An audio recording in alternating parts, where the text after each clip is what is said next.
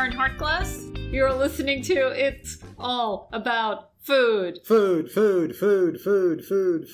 you know who's here with me again today. It's my co-host, Gary Mattei. Gary. Herron, it's so great to see you. You look so adorable. Oh, thank you, Gary. You do. I wish everyone could see how adorable you are. I actually went to a hair salon this week. I know. That's what I'm saying. I risked my life. You actually got your hair did. I did. And I went and I put a mask on, and everybody in the salon had a mask on, and they did a fine job. Thank you, Evelina. Yeah. My stylist. It looks great, Caryn. Thank your you. hair always looks great, but I must say it is exceptional today. Well, it's nice to get a trim.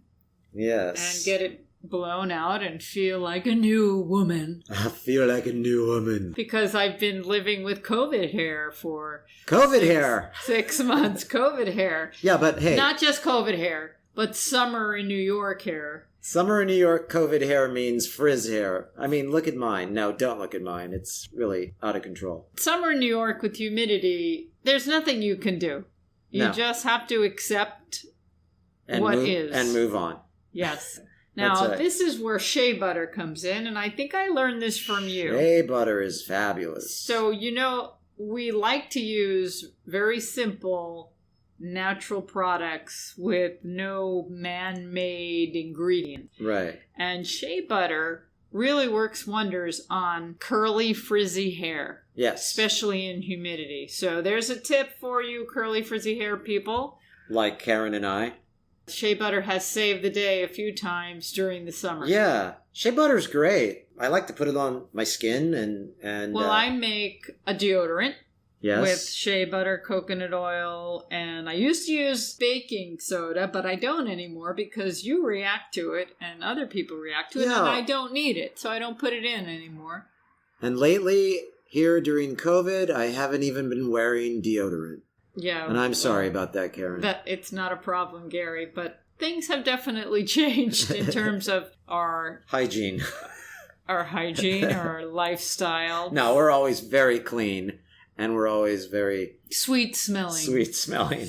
Unless we're working out. And then stay in your own side of the apartment. Yes. I also like to make a body cream with shea butter and coconut oil and maybe we should be playing some music during this explanation of the body cream. Yeah, but I like to make my own personal care products. I like to make my own personal care products. Caryn Hartglass. Yes. One day I'll put my recipes up at responsibleeatingandliving.com. I think you already have. I think you already have a recipe up for one of your schmearies, we call them. Yeah, I'll link it in this show. You've already done it. I don't think I've done them all, but You've done one of them, and it's one that we use all the time. We call it our schmearies. Our schmearies. Our schmearies. Try our schmearies. Anyway, so sophisticated we are. We call it schmearies. And on that note, that's a bit of Yiddish. Yeah. We should talk about how we made it through August. We made it through August. Isn't that great? I don't get the transition. Well, September is the High Holy Days. Oh, it's the month for Jewish holidays. Yeah. Okay, so yes, we made it out of August 31st. I'm not even a Jew, and I know that September is the High Holy Days. You're good. Yeah. You're very good. And so, anyway... We made it to September. Yeah, last week, I didn't think I was going to make it to September. Yes, I didn't think I was ever going to make it out of August. We did. Welcome to September 2020 for all of you who have made it. Congratulations. Try to remember the kind of September when life was slow and oh so mellow. Try to remember, and if you remember, then... Follow. Thank you, Caryn, for finishing that so beautifully. From the Fantastics. Yeah, and that was fantastic. No, but I didn't think I was going to make it to September, let alone remember September. I can't even remember August. I've blocked it out of my mind.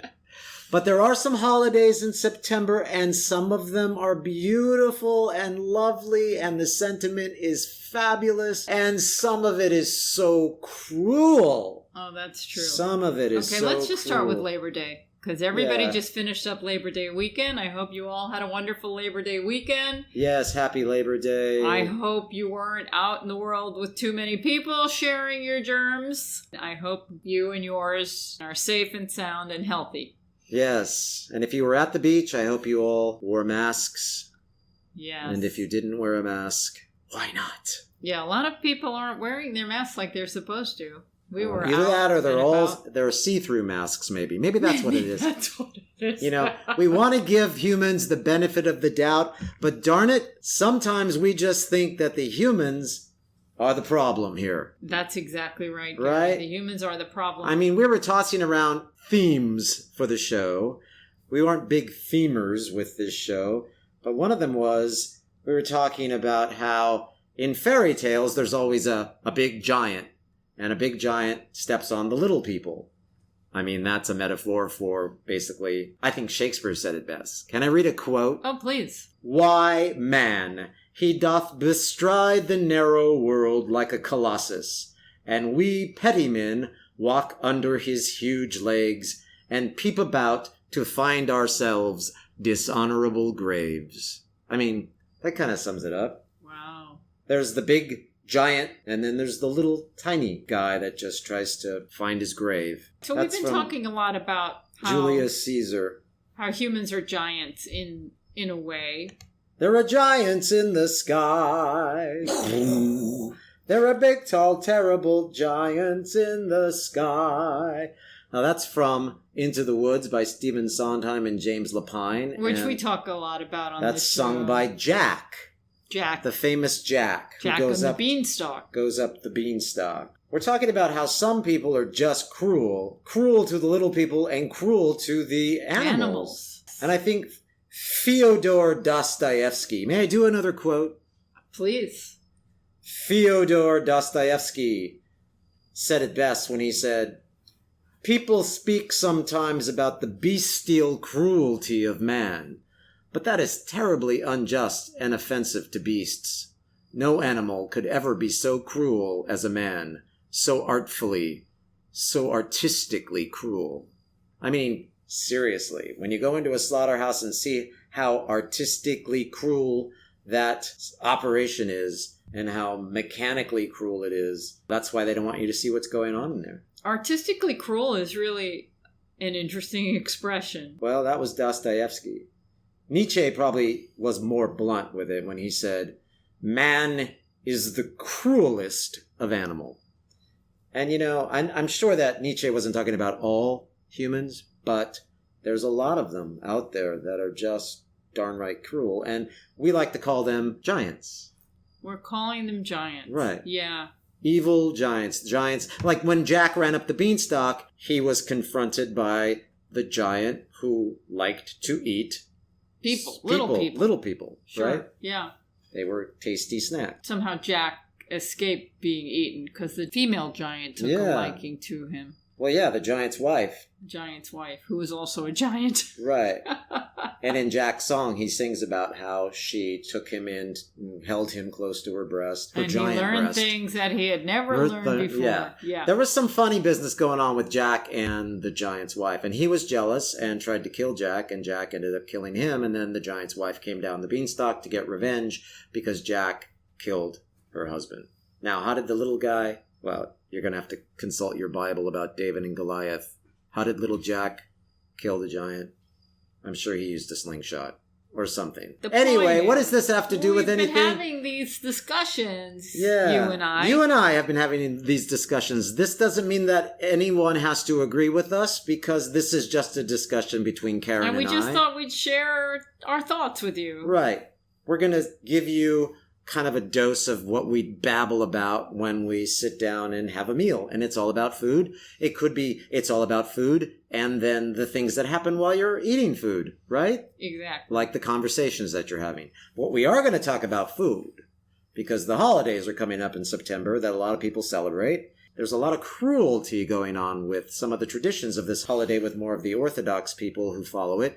And you'll have to explain to us what that's all about and why we feel that some of the practices, like killing a turkey at Thanksgiving, is also cruel in our mind, yet it's done by millions and millions of people around the country. Point is, some folks will be celebrating these holidays, and do you know what's actually going on behind the scenes in some of these holidays? I mean, a lot of these synagogues and things put up these tarps and these tents, and what goes on behind these tents, or inside these tents, I should say, is intense. Caryn, take it away. Okay. What is one of the holidays? So one of the holidays coming up, well, they're the high holidays. Rosh Hashanah is the Jewish New Year, and about 10 days later is the Day of Atonement, Yom Kippur. And the Day of Atonement is when the Jewish people who observe this holiday ask for forgiveness for their sins. And one thing that I like about it, I've mentioned this before, is what we're supposed to do is think about what we've done wrong during the year and who we've wronged, and go to them and ask for forgiveness. And we're supposed to ask them, and if they don't forgive us, we have to ask them a total of 3 times, sincerely, genuinely. And if they don't forgive us, then God will forgive us. Okay, it's symbolic. That's actually kind of beautiful. We've talked about it before. There's this tradition that takes place amongst some of the more orthodox, and it's called Kapparot. And I'll read to you from one of the religious sites what it is. On Eve Yom Kippur, it is customary to do Kapparot, during which a rooster, a hen for a woman, 2 hens, and 1 rooster for pregnant women, is swung around above one's head while saying, "This is my exchange, my substitute, my atonement. This one shall go to its death, but I shall go to a good, long life and to peace." Now, there are giants in the sky. So what I was thinking with this particular scenario is that the human was the giant and the chicken was the innocent jack or the innocent victim. The innocent victim. The innocent victim. And that happens right in the name of God.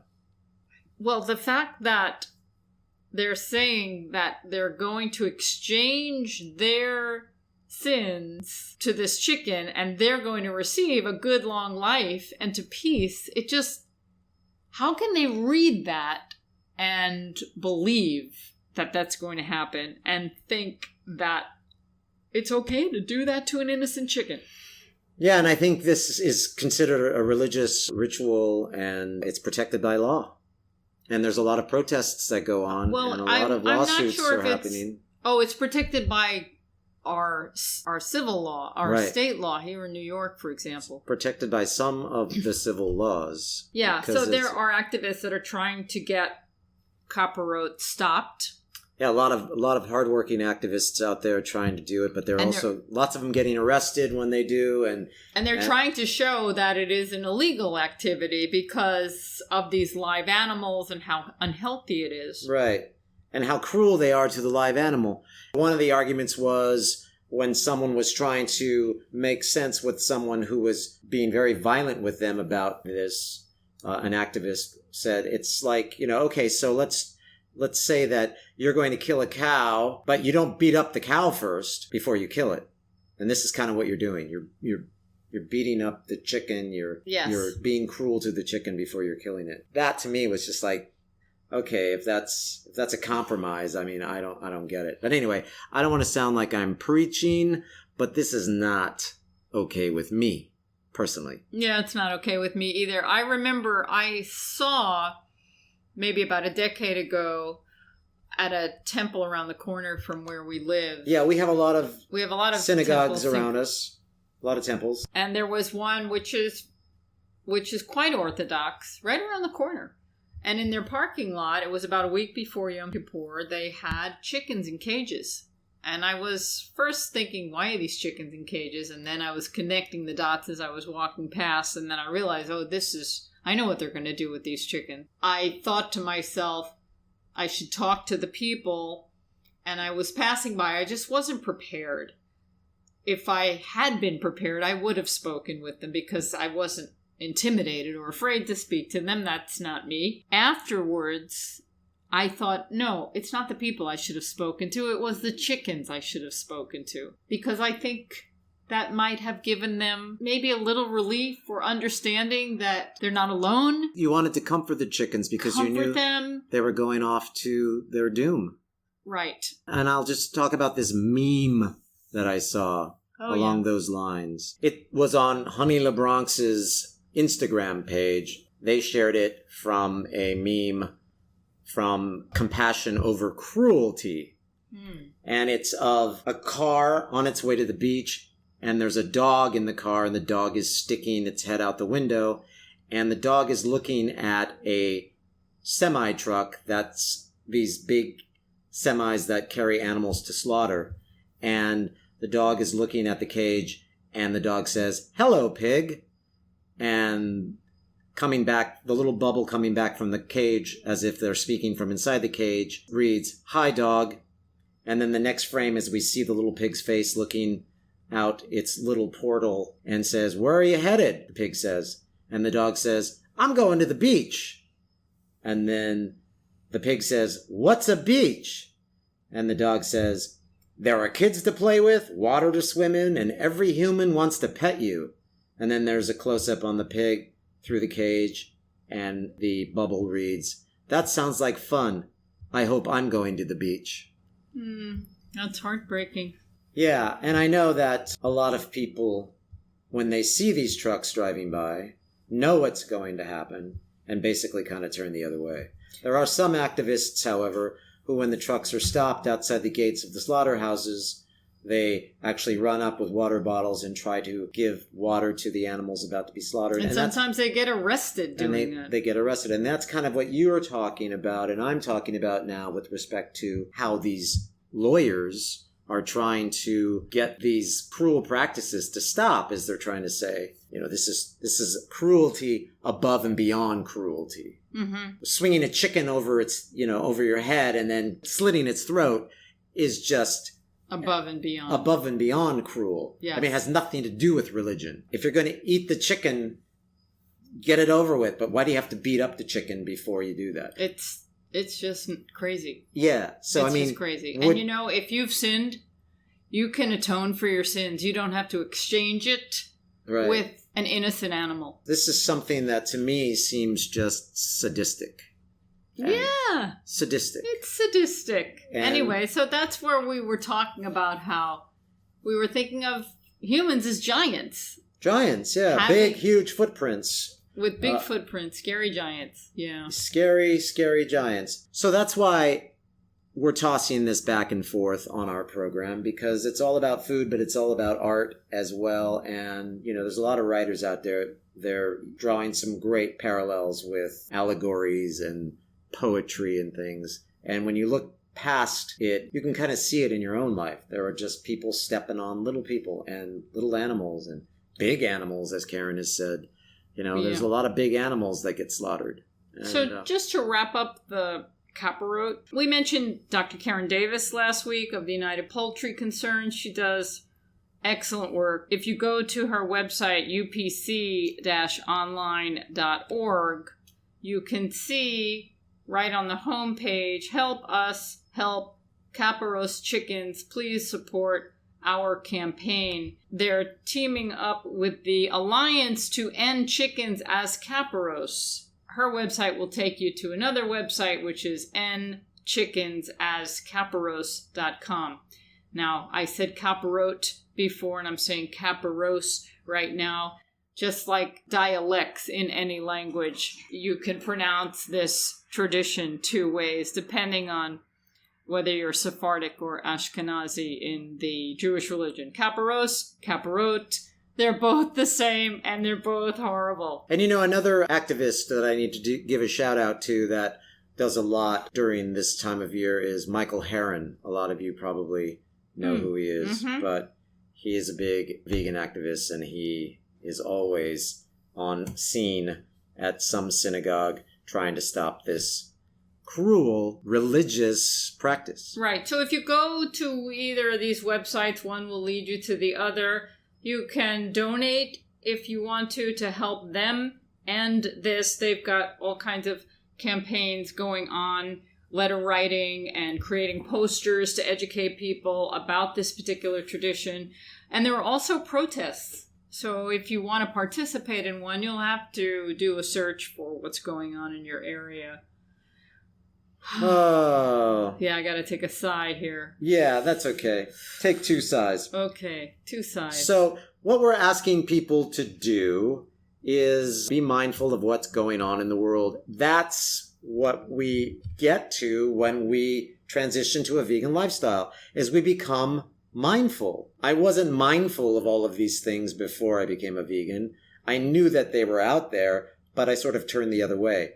It was a conscious effort for me to actually turn my head a little bit and see really what's going on behind the slaughterhouse walls and these crazy religious practices of swinging a chicken over your head and slitting its throat and then saying it's because of something holy. But also, I know that we have interviewed Tal Ronan on this show, and one of his first cookbooks was The Conscious Cook. And it's kind of connecting the dots with your food and how it gets to the table, and what does it go through to get to the table? Does it suffer? Does it live a short and miserable life? Does it have a mommy and eyes? A face. And a face. And one of the things that I hope happens in a future, a positive future, I like to think of things that can happen in the future when it comes to chefs, for example, and chefs that go to chef school. I would like to see them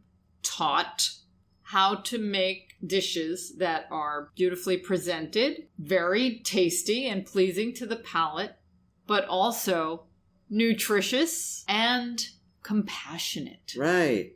This should all come together. And we know that food can be made that is vegan, that is kind, that is not cruel, that is nutritious, and is amazingly delicious. Nutritious and delicious. You can get enough protein from eating plants. Oh, please. Let's not talk about protein today. Let's talk about something that's in the news, though, that has to do directly with food.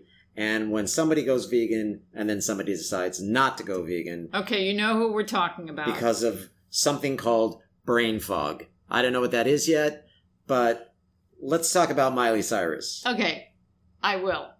And people have written in and said, are you going to talk about Miley Cyrus on the next show? And here we are. We're talking about her. But we're not going to talk about Miley for too long. Because number one, Miley is just some famous person because of her singing and performance and her eccentricities, perhaps. And she's not an expert in nutrition. Done. Okay? We don't want to follow what she has to say, but the problem is she has a platform. The problem is she makes headlines, and people read them. And then we have to defend ourselves. Well, Miley isn't a vegan anymore, so vegan must not be good. No, people, don't go there. But the misinformation that got out because Miley is not an expert is why we're talking about it. Because she said she had some kind of brain fog. We want to clear it. And she needed more. We want to clear that fog. And she needed more omegas. Now, does she even know what she's talking about when she's talking about omegas? Because there are omega-3 fatty acids, omega-6 fatty acids, and omega-9 fatty acids. So what we're really going to talk about today are omega fatty acids. What I want to talk about is who you're going to follow when it comes to nutrition. So if somebody says, are you still going to be a vegan because Miley isn't anymore? It's like, really? Are you going to follow Miley for nutrition advice? Please. Now, you would hope that people that have extreme wealth would have outstanding doctors, but it's not always the case. No. So it was very interesting how much press Miley got for this. It was, and it was sad. But okay. Anyway, I don't want to go there. I don't want to give her that much credit. But let's talk about brain fog for a minute. So she was saying she had brain fog. I've had brain fog when I was on chemotherapy. Okay? Right. I had brain fog because I had these tremendously aggressive, strong toxins going on in my brain. Right. And I remember it. It was indescribable, actually. It was just this strange feeling, and I called it woozy. I was woozy. Right. I don't know. I know what woozy is, but I don't know what Miley meant about brain fog, because I can see when you're on chemotherapy, a drug that's designed to kill you, you would have a little brain fog. I mean, I've felt woozy before, but never brain foggy. I don't even know what she was talking about. But what got me was the fact that all of this attention was paid to her not being vegan anymore by eating a little fish. So let's talk about Dr. Dean and Ayesha Sherzai. They are neurologists. They're married. They're a delightful couple. They have tremendously brilliant children. Right. We were recently told they're 15 and 13, and they're in college. Right. They graduated high school at 6? I don't know. 11, I think. 11. Incredible. Okay, and these are lovely people. I've had them on the program. They are vegans. When they came out with their book, The Alzheimer's Solution. And they basically say that we can prevent 90% of the Alzheimer's cases, which is a tremendous statement. With food. With a whole food plant diet, exercise, mindfulness, meditation. And they explain all of this in their book. And everything they say is backed by science. Science. They've blinded us with science, folks. Science. To quote Thomas Dolby. They posted on their Instagram page. They also posted it on their Facebook page. You can check it out at Team Sherzai MD. So they respond to Miley Cyrus. They did. And what did they say? Well, they wrote a pretty long... Because Miley was talking about... It's not that long, but it's long enough. Miley was talking about brain fog, right? So they basically said in the beginning of their post is that she's eating fish now after being vegan for a long time because her brain wasn't functioning properly. And they say it's sad to hear that because there's no shortage of any evidence that vegans can be healthy, strong, and brilliant. And they continue, and I invite you to read what they wrote.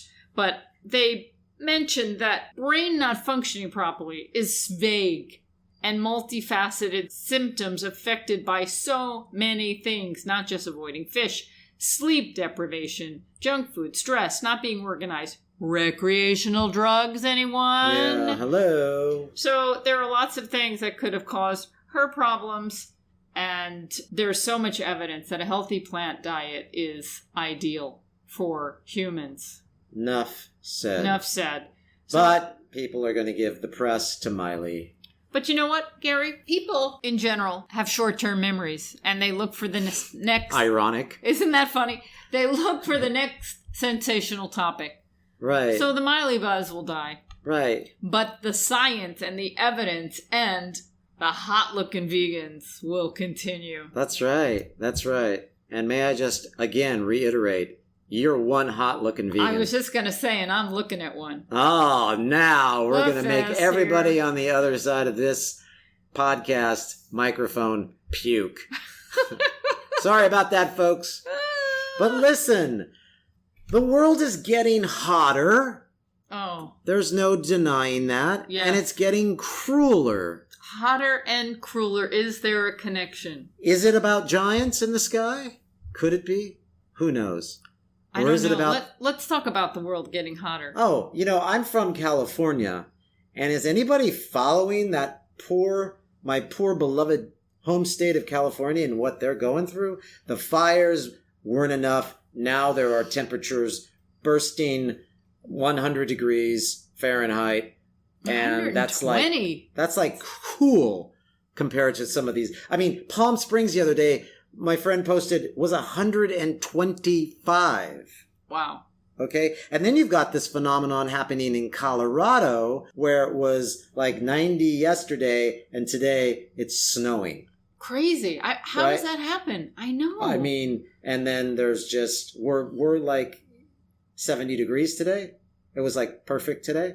It was in New York. Yeah. Yeah, we've had... Chicago was like... I think it reached 80, yeah. Oh, yeah. Chicago was like 75 degrees today. Yeah, quite pleasant, yeah.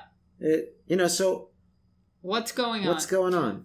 Well, what's going on is climate change, global warming, a subject we're not really hearing much about right now. We're hearing about COVID-19, a pandemic. We're hearing about the economy in the toilet. We're hearing about insults to veterans. We're hearing about all kinds of things. We're not hearing about climate change. Climate change, and that should be something that's in the front. This is the biggest crisis. Insults to veterans and climate change should be in the front.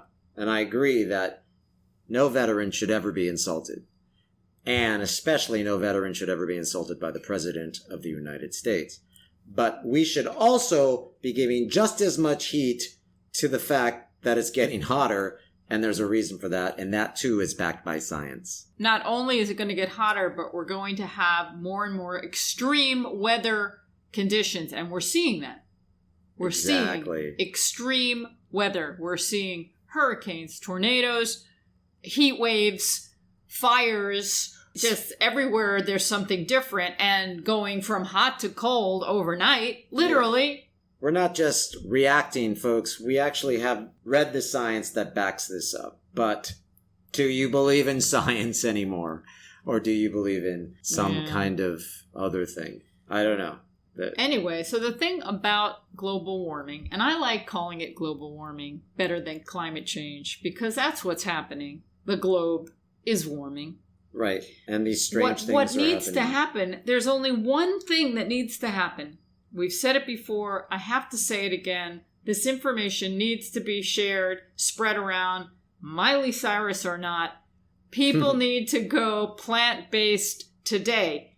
Because if everybody started eating more plants and eating less animals, and, I would like everybody to get off the animal, but even like 10, 20, 30%, if people reduce their animal consumption overnight, we would mitigate global warming. We would slow down the heating of this planet. Right. Overnight.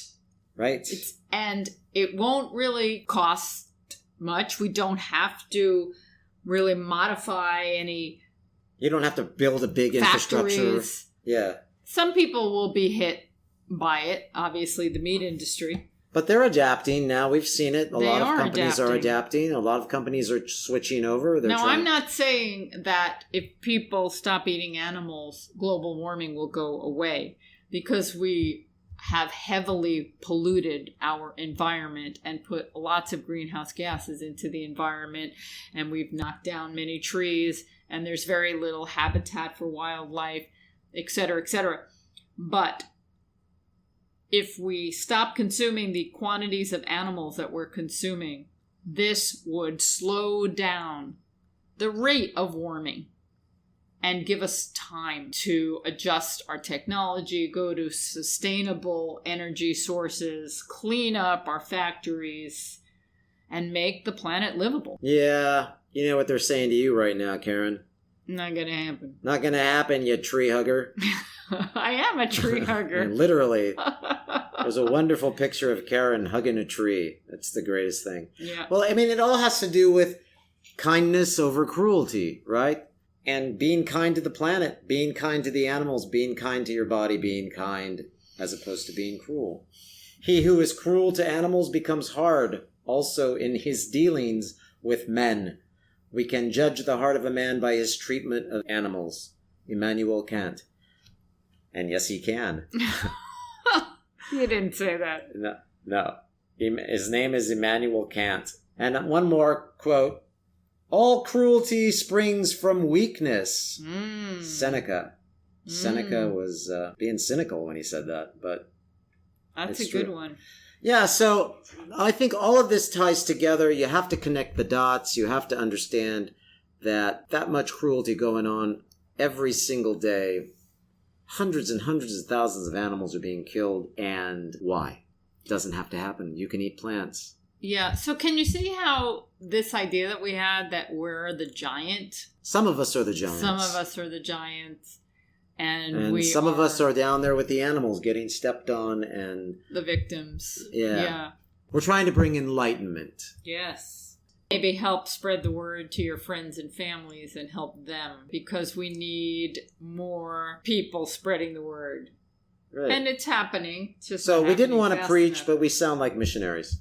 It's interesting. We can't help it. We're vegan missionaries. Okay, let's face it. Okay, let's face But listen, connecting the dots, being mindful, being conscious instead of unconscious, being a citizen instead of a consumer. That's such a favorite theme of ours. Yes. Being a citizen instead of a consumer. I was talking to you this morning about herbs and spices.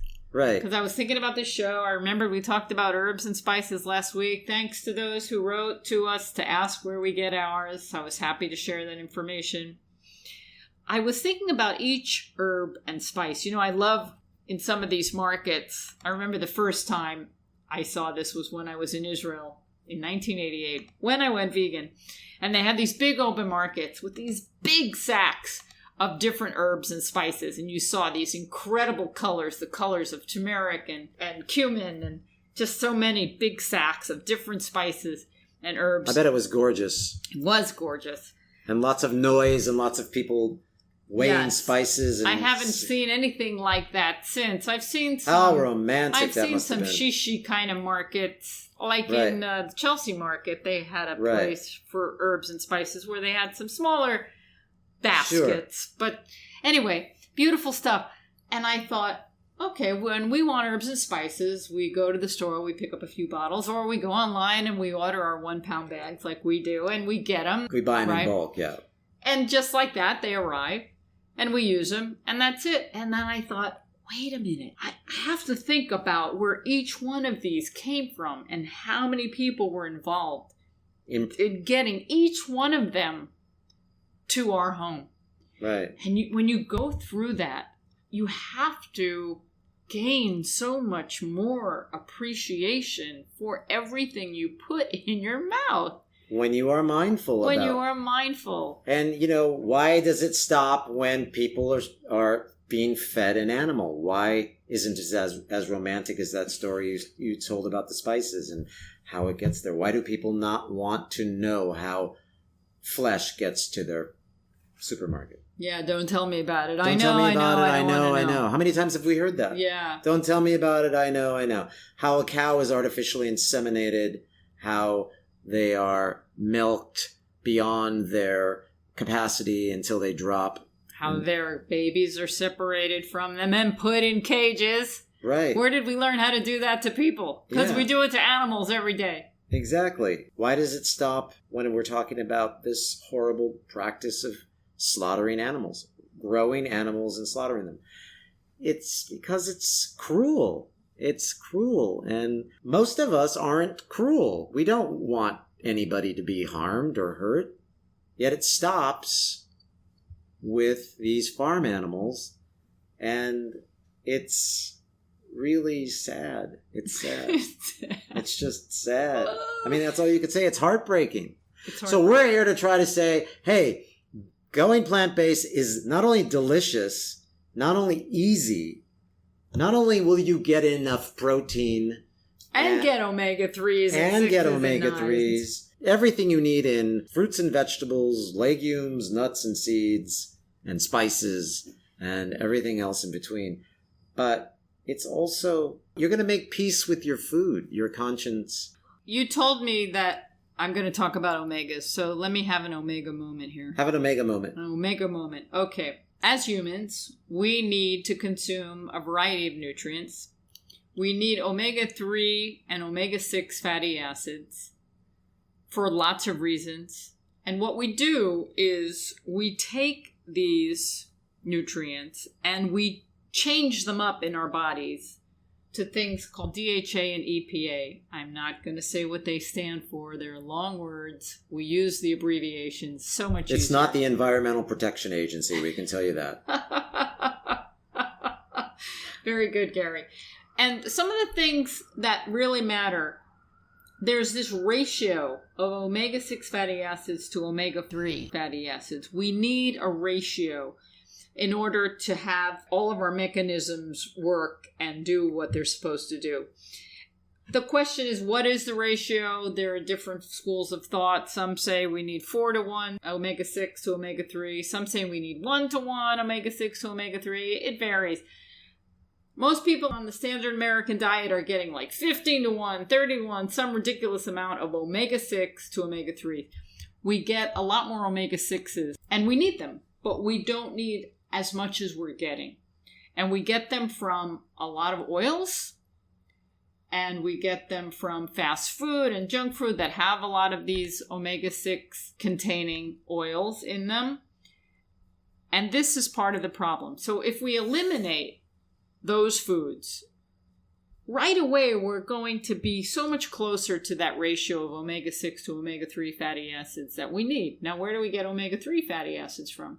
We get them from flax seeds, chia seeds, hemp seeds, walnuts. Leafy greens have them, maybe not as big a quantity, but they're there. And we need to be eating these foods. So if we're eating the right foods, whole food plant-based diet, high in greens, sprinkling in some flax seeds, ground, of course, you want to ground your flax seeds, ground your chia seeds, they become more absorbable. You don't want to just pass them, have them slip right through your body. You want to grind them up. And where do you keep them? Do you keep them in the cupboard? Thank you. Do you keep them in the basement? Do you keep them in the freezer? I recommend keeping ground flax seeds, ground chia seeds in the freezer. So they don't get rancid. Oh my God, I've been to some people's homes where they've offered me their flaxseed and rancid. Okay, am I getting off the subject here? Not really. We're talking about omega-3 fatty acids. But I mean, people are going to be calling you and asking, nobody calls anymore. People are going to be writing and asking about flax seeds because we get lots of great comments. I want to make sure everyone knows that you should grind them and then keep them in the freezer. And I know you can buy them ground. And if you can't get a spice grinder. Other way, that's okay, but it's so much better if you buy them whole, buy chia seeds whole, buy flax seeds whole. They'll last forever. And then you grind them when you're ready to use them. And now there's golden flax seeds and then there's regular flax seeds. Does it matter? Not really. The nutritional profile of golden and brown can vary. And right. I've read some reports that say that golden have less omega-3s, and I've read others that say they have more. It really depends on where they're grown, how they're grown, but they're both good. And we put flax seeds in everything. I mean, we even use it as an egg replacer. We put a little water with a tablespoon or two of flax seeds, a tablespoon or two of water. We mix it up, and it behaves like an egg white. You can even whip it. You can whip it. It's not as magical as aquafaba, but it does a pretty good job. Right, but before we knew that bean water we were dumping down the drain was whipped meringue up like meringue, in disguise. We were trying to do it with flax seeds, and it worked pretty well. And it's a stabilizer. It can, keep your cakes together and your pancakes together and your waffles together and all the things. Yeah, and they're good in smoothies. They thicken things up a little bit. And they're very nutritious. You can put them in baked goods, sprinkle them on your salads. I like to sprinkle them on my breakfast bowl. Gary doesn't, but that's okay. He eats them in other places. You know what I find that are better? It's better for my breakfast bowl is what you also mentioned in this rant that you're doing, and that is chia seeds. You like the taste of chia seeds. Chia seeds for my breakfast bowl. For you. I don't think that flax seeds are offensive. I think that chia seeds are just a little more... Yeah. My thing on top of a breakfast bowl. Now, the other piece of this, so we're working on we're working on reducing the omega-6 fatty acids we get from processed foods, from too much oil. And then we're increasing the amount of omega-3s we're getting from flax seeds and chia seeds and hemp seeds and dark leafy green vegetables so that we're getting a better ratio of omega-6 to omega-3. But that may not be enough as we age. And we may not be able to make the DHA and the EPA that we need. Right. And the experts that I trust, the experts who I respect, recommend that vegans especially supplement DHA and EPA. We get ours from Dr. Furman's DHA Purity. There are other brands you're welcome to try. I've tried a few brands. I find that his stays fresher longer and tastes better. But stays fresher longer, tastes better. It's true. It's expensive, okay? But... Well, so is a pound of fish or whatever. I mean, it's like... Exactly. I'd rather do the little bottle of DHA. You do your 75 milliliters and yes... Put it in your mouth and you're done. And Doctors Dean and Ayesha Sherzai, who I mentioned before, the neurologist who wrote the Alzheimer solution, they recommend supplementing with a DHA product as well. And where do we get our DHA EPA products from? Same place the fish get it, Caryn? Exactly. Algae. What's it all about? Algae. Oh. That's funny. You know, I have to be honest. We don't plan any of this. The whole hour is completely improvised. Oh, come on, that's not true. Well, come on, the songs are improvised. Well, the songs, yeah. When we break out into song, it's totally spontaneous. No, we really do. It all makes sense in the end. We sound spontaneous, but we really are working very hard to bring this show to you in an entertaining and informative way. And that's why I'm not wearing any pants right now. No, that's not true. That's not true. I'm sorry. Thank goodness this is an all-audio program. Yeah. Should we go to video? No. No, I don't think so.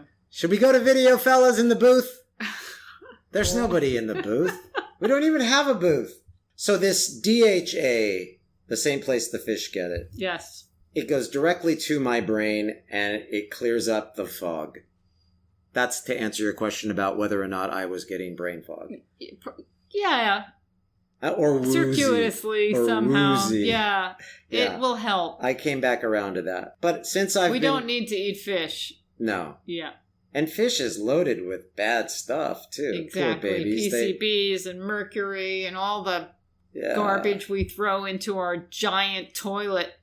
And that's another ritual that's questionable. We are giants, and we throw our garbage into our giant toilet. Yeah, exactly. The ocean. We are mean giants when we talk about giants. Because I'm sure there's some nice giants up there.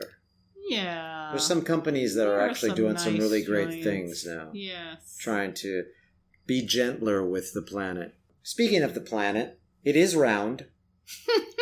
There are some people that think it's flat. Right. I just want everybody to know that it's round. Galileo and a few other cats way back when figured that one out. So, and it's spinning, and it's getting hotter, and it's getting crazier out there, but we're here trying to keep things cool.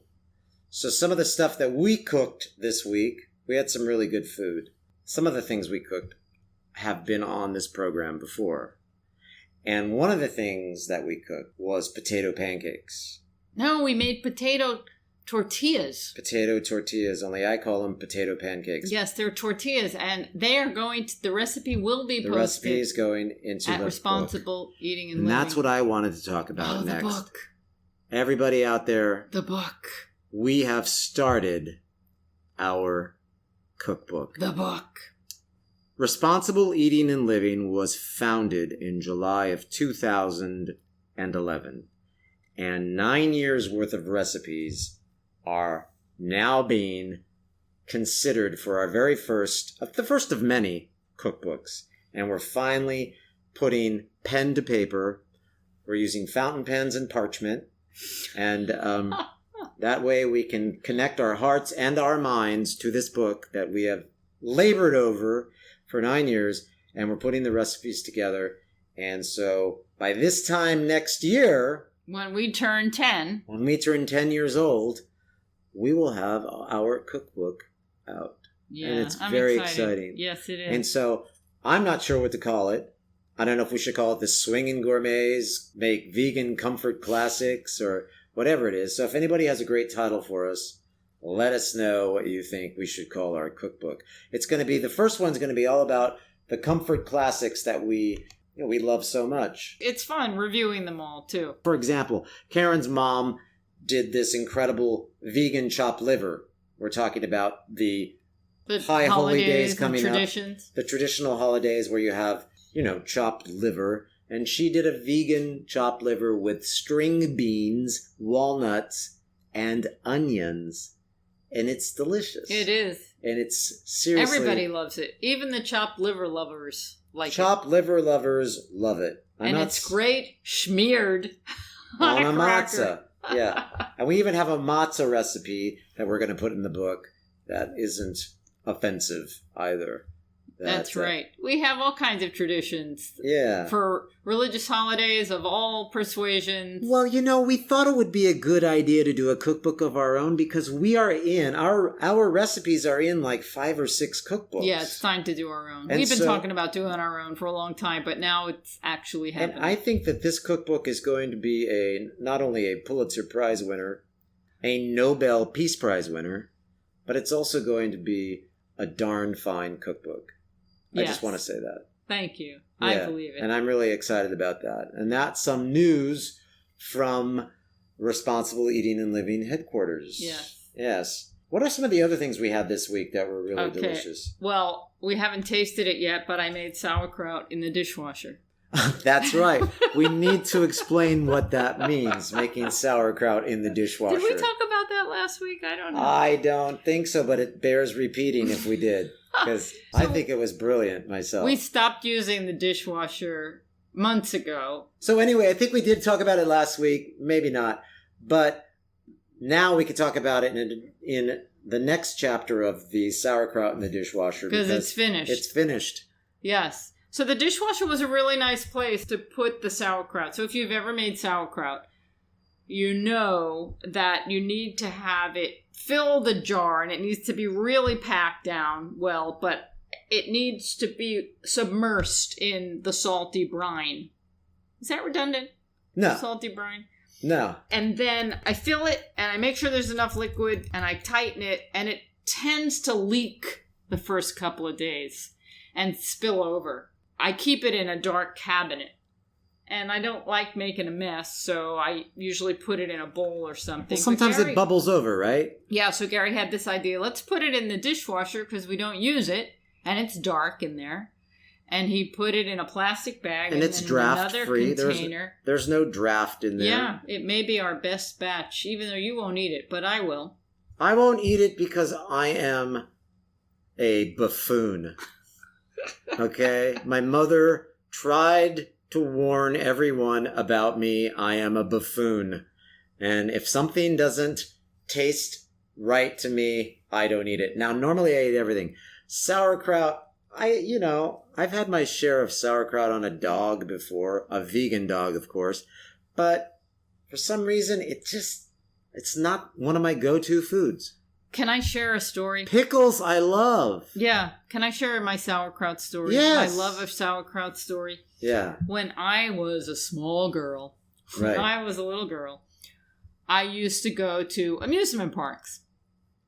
And in 6th grade, 7th grade, around then, I was friends with a girl whose family owned a bunch of amusement parks on Long Island and in New Jersey, maybe upstate New York somewhere. Wow, you knew someone who actually owned amusement parks. Yeah, that's really cool. I think was their last name Disney? No, I think the grandfather owned the amusement park, and then her mom owned the concessions, something like that. Oh, okay. But the point is, whenever I went with her, we could ride on everything as long as we wanted for free and then go into the restaurant. And what I would go to eat was the sauerkraut that they had on the condiment table. Hello. I wasn't really into the hot dog or anything. I would just get like a little bowl and it was free. And I would just like go to the condiment table and Everybody, eat sauerkraut. I just want to tell you, this is true. A snack for Caryn is a bowl of sauerkraut. All right? But I was a kid and I loved it. You were a kid. Most kids turn their nose up to it. The buffoon here who's speaking now turned his nose up to it when he was a kid. He's tried to like sauerkraut, but for some reason, he just is a buffoon. That's all I can say. Yeah. I was raised to like sauerkraut, I guess. Anyway. And so you ate this sauerkraut at the amusement park when all of everybody else was eating hot dogs. You were there munching on sauerkraut. And I wasn't even a vegetarian then. I just liked sauerkraut. Oh my goodness. That is a great story. Well, I love pickles. And so we made some pickles, but not the official pickles. Not the just official quick way. Pickles. I sliced up a cucumber. I was very proud of this, by the way, everybody. Listen to this now. You're going to agree with me that this was genius. Okay, I was really wanting some pickles. So I took a cucumber and I sliced it really thin, made the little round cucumber discs, and I put it in a glass bowl, Pyrex.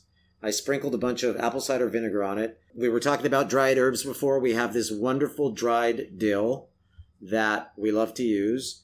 And I sprinkled a bunch of dill on it. Put the lid on the glass container. We have a Pyrex container. Shook it up so that all of the slices of cucumber were coated with the dill. Oh, and you know what else I added? Cardamom. Cardamom. Say that fast. Cardamom. Cardamom.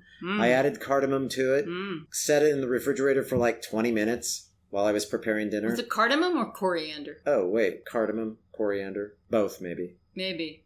Yeah. What was the seed? The seeds are coriander. The little round seeds, coriander. Okay, so it was coriander. Those are the seeds from cilantro. It wasn't cardamom. It was cardamom. It wasn't cardamom. It was coriander. So I put coriander in there. 20 minutes later, it was like a pickle. It was really good. It was great. Yeah, thank you.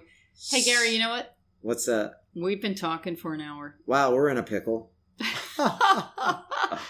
Well, okay, it's time to wrap it up one more time. Let's wrap this pickle up. Yes, thank you, Gary, for joining me one more time. Oh, thank you, There Caryn. are giants in the sky. Boom. Yes, thanks again for listening, for being with us, for caring about food and our planet.